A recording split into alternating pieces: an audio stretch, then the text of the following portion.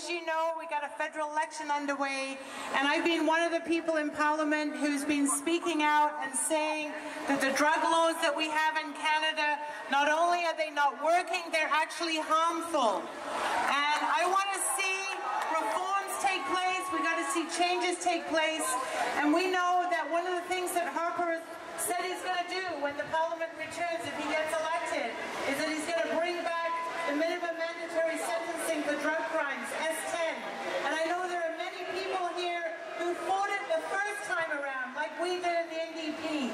And so when this bill comes back, we got to say no, this is a bad bill. It's not going to deal with any issues. It's only going to criminalize drug users, and this is not the kind of law that we want to see in this country. So I say no to the war on drugs.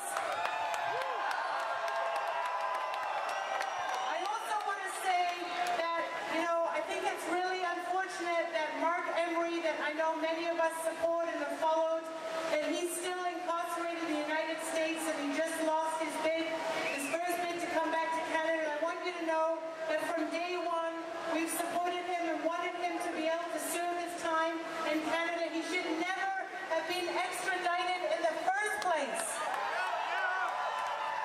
And when the DEA came to Canada and they decided to make an example of him, we knew that we had to stand up for Canadian sovereignty.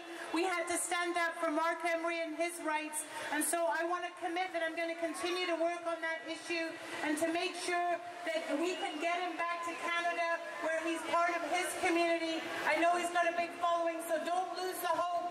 Don't lose support for Mark Emery. We need to have him back in Canada. And the last point I want to make is that I just visited the BC Compassion Club on Commercial Drive, and I know that compassion clubs across the country are amazing places that help people with medical marijuana.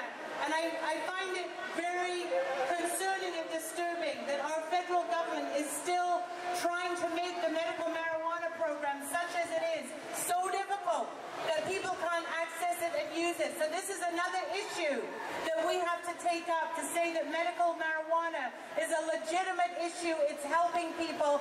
And I want to say to the compassion clubs here in Vancouver and across the country, you do amazing work.